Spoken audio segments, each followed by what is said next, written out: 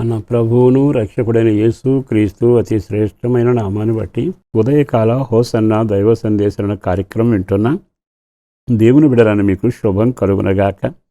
అందరికీ వందనాలు. ప్రభు మిమ్మల్ని మెండుగా దీవించునగాక. ఓ కీర్తనాకారుడు ఓ చక్కని పాట రాశాడు. రాసిన వాడు ఏమంటున్నాడా, నేనైతే నీ కృపాతిశయమును బట్టి నీ మందిరంలో ప్రవేశించదను. ఎంత చక్కని మాట అండి. నేనైతే నీ కృపాతిశయమును బట్టి మందిరంలో ప్రవేశించదు. ఇక్కడ ఇతను అనాల్సింది, నేను రాజుగారి భవనంలో ప్రవేశించాను, అంతఃపురంలో ప్రవేశించాను అనే మాటలు చెప్పాల. శత్రు గవిని మీద నేను జెండా ఎగరవేశాను, ఎత్తైన పర్వతం ఎక్కాను అని చెప్పడం లేదే కానీ, నేనైతే ప్రభువును నమ్ముకొని పాత జీవితాన్ని మానుకొని నమ్మకంగా నడుస్తూ వాక్యప్రియలో జీవిస్తున్న నేనైతే నన్ను దేవుడు ఎంత కరుణించాడో చెప్పనా, ఆయన మందిరంలో ప్రవేశించే అవకాశం నాకు ఇచ్చాడు. ఆశ్చర్యంగా లేదు? మందిరంలోకి వెళ్ళినంత మాత్రాన పెద్ద గొప్పతనం అది? దేవాలయంలోకి వెళ్ళి ఆరాధన చేస్తే గొప్పతనమా? కాదుగా. కానీ ఇతను అంటాడు, నేనైతే ఈ కృప నాకుంది. పెద్ద పెద్ద పర్వతాలు ఎక్కిన వారు ఉన్నారు, పదవిలో ఉన్నవారు ఉన్నారు, అంతఃపురంలో ఉన్నవారు ఉన్నవాళ్ళు, ఎన్ని చోట్ల ఉన్నా నేను మాత్రం నా దేవుని సన్నిధిలో ఆలయంలో ప్రవేశించే కృప ఇచ్చాడు. వెళితే ఏమవుతుంది? ఆ ఆలయంలోనట వెలుగుంటుందట. ఆ వెలుగు మన మీద ప్రకాశిస్తుందట. ప్రకాశించాక జీవితం ఎంత వెలుగుమయమవుతుంది. వెలుగున్న చోట చీకటి ఉండదు. మనమంతా అంధకారం, అదే పాప చీకటి, నష్టాలు, వేదన, కలవరం అనే చీకటి, అనారోగ్య పంచులతో వేదన పడుతూ ఉండగా దేవుని మందిరంలో ప్రవేశించగానే ఆయన నీతి సూర్యుడు, నేను లోకానికి వెలుగై ఉన్నానని చెప్పినవాడు, ఆయన తన వెలుగును నీ మీద ఉదయింప చేశాక నీ జీవితానికి, నీ జీవనానికి, నీ పిల్లలకు, నీ ఆత్మీయ జీవితానికి, నీ బహిరంగ జీవితానికి వెలుగు కలుగుతుంది. చూస్తేనే నీకు ఆశ్చర్యం అనిపిస్తుంది. చీకటంతా ఎటెళ్ళిపోయింది, సమస్యలన్నీ ఎటెళ్ళిపోయాయి, ఆశ్చర్యంగా తల ఎత్తుకుంటావు. నీ వెలిగించబడి వెలుగులో ఆనందంతో ముందుకు సాగుతావు. బాగుంది కదా? మరి ఈ రోజున మనిషి అక్కడికి వెళితే ఉండే దీవెన వేరుగా. దేవుని మందిరంలో ప్రవేశించాను దేవుని కృపను బట్టి అంటున్నాడు. వెళ్ళాక అక్కడ ఏమవుతుంది తెలుసా?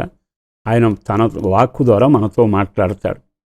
మాట్లాడుతూ అంటాడు కదా, ఆయన తన మార్గాలను మనకు బోధిస్తాడు. ఇప్పుడు వరకు నా మార్గం, నేను నేర్చుకున్న మార్గం, నేను అలవాటు చేసుకున్న మార్గం, అది నాశన మార్గమో, ఇరుకు మార్గమో, ఇబ్బంది మార్గమో, దొర్లిపడే మార్గమో, నీవు గాయపరుచుకునే మార్గంలో ఉన్నావు.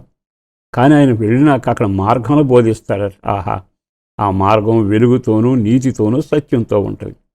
ఆ మార్గంలో నడిచాక నీ బ్రతుకు ఎంత విలువ పెరుగుతుందో తెలుసా?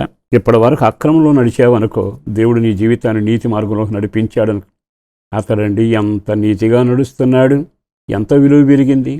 అంటే దేవుని మందిరంలో ప్రవేశిస్తే ఆరోగ్యం ఒక్కటే కాదు, ఆహారం ఒక్కటే కాదు, సకల దీవెనను నీవు పొందగలవు, నీవు వెలిగించబడతావు.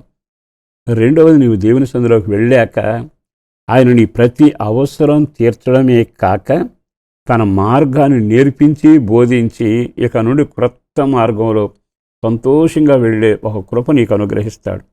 మరొక మాట చెప్పనా, ఆయన సన్నిధిలోకి వెళ్ళాక నిన్నట దేవుని మందిరంలో నివసించేవారు ధన్యులు అన్నట్టుగా నిన్ను బలముతో నింపుతాడు.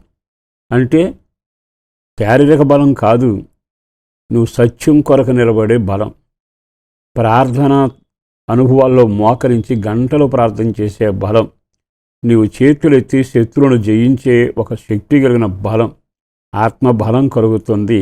ఇక ఆ తర్వాత దుష్టాలోచన కూడా నిన్ను గెలవలేవు, చెడు సహవాసం కూడా నేను ఆవరించలేవు, అంత బలవంతుడు అవుతావు. ఆహా, ఎంత బాగుందండి. అట్లాంటి కార్యం జరిగితే అంతకన్నా మేలేముంది? అందుకే అంటాడు, నేను దేవుని మందిరంలో ప్రవేశించే ధన్యత నాకు ఇచ్చాడు. నేనైతే ఆ కృప మీకు కూడా కలగాలని ఓ సేవకుడిగా కోరుకుంటున్నాను. ప్రభు అట్టి దీవెనల చేత మిమ్మల్ని నింపునగాక. పరిశుద్ధుడను ప్రేమామడిన ప్రభు వందనాలయ. అపారమైన ప్రేమను బట్టి ధన్యవాదాలు. దాచిన సిద్ధపరిచిన మేలును బట్టి నీ బిడ్డలకు మేలు కలగాలి, రక్షణ భాగ్యం కలగాలి, కుటుంబంతో సంతోషం, ఐక్యత, ఆనందం, రక్షణ భాగ్యంలో వర్ధిల్లగలగాలి. అటు ఘనకార్యం చేస్తున్నందుకు వందనాలు. ఏ విధం చేతన నూతన శక్తి బలం చేత నింపి నీ రాకుడ కొరకు ఆయిత్యపరిచే కుటుంబాలను దీవించుమని యేసు పేరట వేడుచున్నాం తండ్రి. ఆమేన్.